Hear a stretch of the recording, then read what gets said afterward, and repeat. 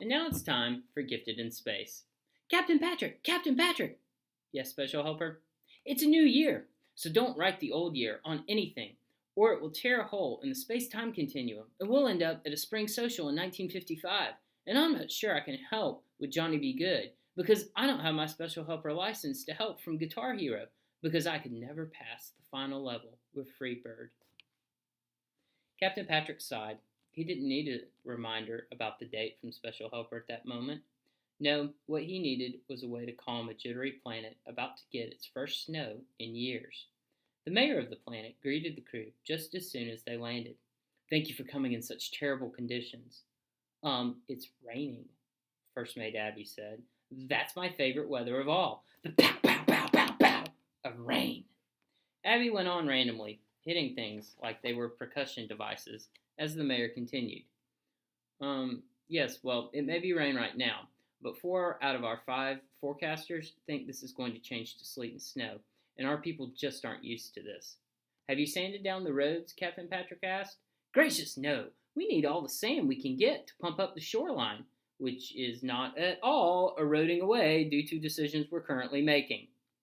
This is a judgment-free zone, Lieutenant Delana said encouragingly, drawing a box with her hands for what the perimeter of the zone looked like before jumping out of it to harass some young boys whose form was hard to judge in the bulky jackets they had on as preparation for the wintry weather event.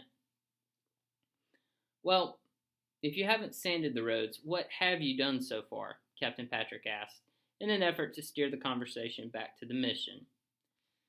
We named the storm. Well, at least I'm pretty sure we have it down to Elsa if it's a girl, Edgar if it's a boy, and Pat if we can't decide what it is, or if we want to let it decide what it wants to be one day on its very own. Captain Patrick sighed, especially since he knew that Pat was a strong name for a boy that indicated true leadership potential. Special Helper was about to ask how you decided if it was a girl storm or a boy storm, when Patrick, anticipating the question and the very awkward conversation that would ensue, jumped in by asking, What about emergency supplies? Oh, well, we're good there, the mayor said. I wasn't entirely sure whether you'd come or not. The galaxy knows Special Helper is still recovering from his devastating hand injury. Special Helper winced as he squeezed his left hand. Or was it his right? The mayor continued. So we weren't sure if we could count on you guys, so we got the number of this trucker who apparently makes all sort of incredible deliveries. There are rumors that even on places storks won't go, this trucker will deliver babies to their new families. Anyway, she's on the way with the milk and cookies. Sorry, I get my days confused around the holidays. Anyway, she's supposed to bring the milk and bread. Captain Patrick, knowing the evil trucker's intent, asked, Have you closed the schools yet? Oh, we didn't know that was something you do when it snows, the mayor said. Wow, this snow thing gets better and better. And just at that moment, it got worse, much worse. It started snowing and sticking. Captain Patrick immediately ordered the crew to the school, both to help with the evacuation and to secure the school when the trucker came barreling down the road looking for new children to pack under her wheels. Sir, Admiral Jade said, we've gotten all 532 kids out in 20 minutes, except for these 12. Wow, Captain Patrick said. How could all those parents get here so quickly? First Mate Abby reminded the remaining 12 that their parents surely didn't love them, since they hadn't arrived immediately.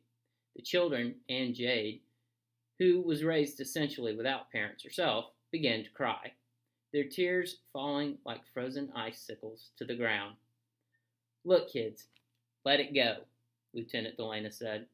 There's a lot of fun you can have without parents. Now, let's go back inside, write some anonymous notes that will create drama, and go drop them in unsuspecting lockers.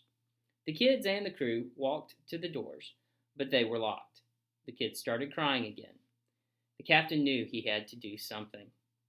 For the snow was getting deep, the temperature was dropping, and the kids get to be whiny jerks pretty quickly. Hey kids, Captain Patrick said, are those llamas in the pen over there special for any reason? There are pet llamas. Our school nickname is Llamas. Well, no drama, llamas. Captain Patrick sighed. This was going to be tougher than he thought. Admiral, I need you to use your lightsaber and cut the llamas open so we can stuff the kids inside.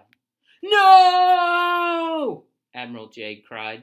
The news hit her as hard as if Captain Patrick had said he was her father. I'll cut them if you want, First Mate Abby volunteered, making chopping noises and sounds as she did. Just then, the ground began to shake. Mother Earth is recoiling at your savage suggestion, Admiral Jade explained.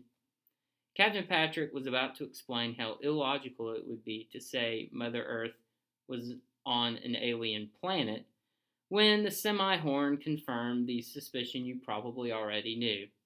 The ground was shaking because Trucker Kinzie was coming. To be continued.